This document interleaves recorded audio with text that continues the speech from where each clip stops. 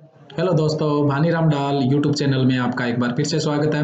आज का जो हमारा टॉपिक है वो है हॉर्टिकल्चर क्रॉप में बील या बील पत्तर भी जिसको बोल दिया जाता है, कुछ क्षेत्रों में बीलगिरी भी जिसको बोल दिया जाता है। बॉटनिकल नेम है एगल मार्मोलस। एगल जो मार्मोलस है ये रूटेसी कुल का है। अब देखो, नींबू वर्गीय फल है वो भी रूटेसी कुल के हैं, लेकिन जो बील पत्तर वुड एप्पल है उसको क्या है, नींबू वर्गीय कुल से बाहर रखा गया है। उत्पत्ति स्थल है इसका भारत। गुणसूत्र संख्या है इसमें 2n बराबर 4x बराबर 36, यानी चार गुणित है। चार गुणित गुणसूत्रों की संख्या होती है 36। अगर अगुणित गुणसूत्रों की संख्या की बात की जाए तो कितनी हो जाएगी, 9 हो जाएगी। फल का प्रकार होता है एम्फेसारी का। पुष्प क्रम का प्रकार होता है इसके सोलेटरी, और जो खाने योग्य भाग होता है वो होता है मध्य फल विधि। नेक्स्ट जनरल इंट्रोडक्शन में चलें तो बील पत्तर के जो पत्ते हैं वो भगवान शिव को अर्पित किए जाते हैं, यानी इसका संबंध भगवान शिव से है। भगवान शिव से इसके अलावा और कौन से पौधे का संबंध होता है, सेमल जो होता है उसका भी संबंध होता है। बील पत्तर में विटामिन B2 की प्रधानता पाई जाती है, और इसके प्रति 100 ग्राम में लगभग 1191 मिलीग्राम विटामिन B2 पाई जाती है। विटामिन B2 बोले तो राइबोफ्लेविन। भारत में सर्वाधिक बील पत्र का उत्पादन ओडिशा में होता है, और राजस्थान में सर्वाधिक जो उत्पादन है वो जयपुर जिले में होता है। बील का जो होता है वो कूलिंग इफेक्ट भी होता है। इसका जूस पीने से ऐसा कहा जाता है कि शरीर पे ठंडा प्रभाव पड़ता है। नेक्स्ट है जलवायु। उपोष्ण जलवायु का फल वृक्ष है, सब ट्रॉपिकल क्लाइमेट का है। 35 डिग्री सेल्सियस या इससे भी ज्यादा तापमान को सहन कर सकता है, यानी बहुत ज्यादा गर्मी सहन कर सकता है। और जिस समय फल पकते हैं उस समय अगर तापमान ज्यादा रहता है तो मिठास बढ़ेगा, TSS की मात्रा क्या होगी, बढ़ेगी। यानी पकने के लिए गर्मी बहुत बढ़िया होती है इसके लिए। इसको सभी प्रकार की मृदाओं में लगाया जा सकता है। उपयुक्त पीएच मान होता है 5 से 10। वैसे तो लवणीय व क्षारीय मृदाओं के प्रति बहुत सहनशील होता है, लेकिन हल्की अम्लीय मृदाओं के प्रति भी सहनशील होता है।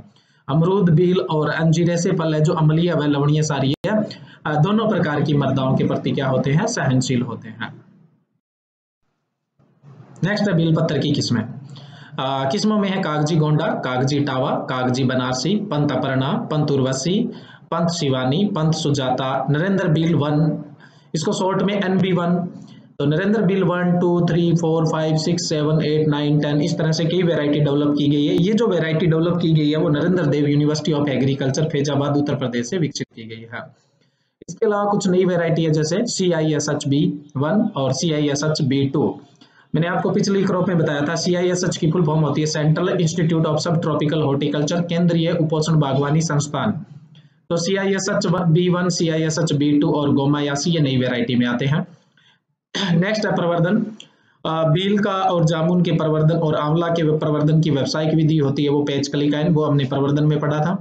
नेक्स्ट है प्रवर्धन का समय जुलाई अगस्त। प्रवर्धन मानसून सीजन में बढ़िया किया जाता है। जो यूनियन होती है बडिंग की वो बहुत बढ़िया होती है, यानी मिलन बहुत बढ़िया होता है। पौधरोपण दूरी 10 × 10 मीटर, गड्ढे का आकार 1 × 1 × 1 मीटर यानी 1 घन सेंटीमीटर रखा जाता है। सिंचाई गर्मियों में 5 से 7 दिन के अंतराल में, सर्दियों में 15 दिन के अंतराल में दी जाती है। पुष्पन का समय होता है मई से जुलाई, और फलन का समय होता है अप्रैल से मई। पुष्पन से फलन तक लगभग 9 से 11 महीने का समय लग जाता है। और सामान्यतः बील पत्तर 4 से 5 वर्ष में फलन देना प्रारंभ करता है, लेकिन बढ़िया जो फलन है वो 6-7 साल बाद अपने को मिलता है, जिसको अपने व्यावसायिक रूप से अच्छा आमदनी कमा सकते हैं। नेक्स्ट है उपज। अगर बीज से पौधा लगा दे तो एक जो वृक्ष है उससे लगभग 100 से 200 फल प्राप्त होते हैं, लेकिन अगर पेच बडिंग की जाए तो उससे जो फल है वो 200 से 400 प्रति वृक्ष तक प्राप्त हो जाते हैं। इसलिए पेच बडिंग व्यवसाय के लिए सबसे बढ़िया रहता है। भंडारण की बात करें तो 9 डिग्री सेल्सियस तापमान और 80 से 85% अपेक्षित आर्द्रता पर 3 माह तक भंडारित किया जा सकता है।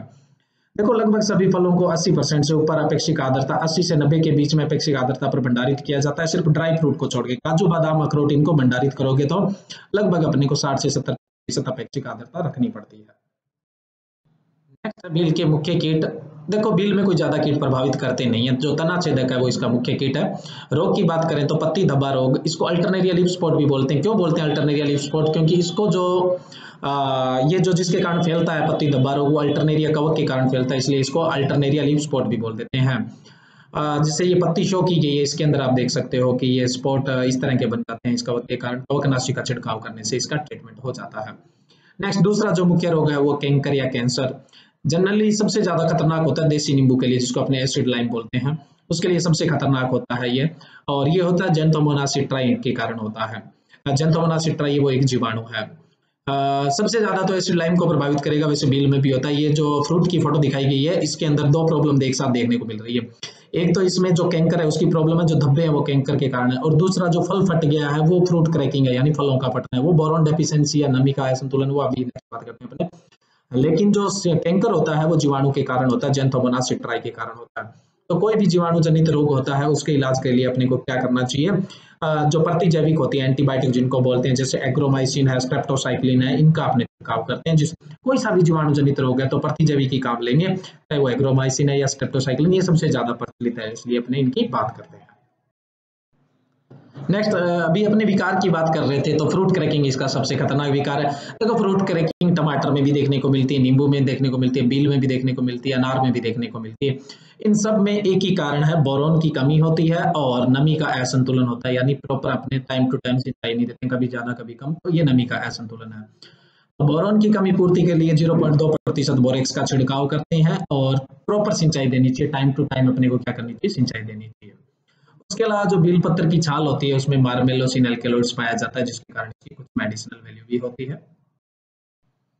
दोस्तों ये एक माइनर क्रॉप थी, छोटी क्रॉप थी। अगर आपको मेरे वीडियोस पसंद आ रहे हैं तो सब्सक्राइब कीजिए, लाइक कीजिए, शेयर कीजिए। Thank you.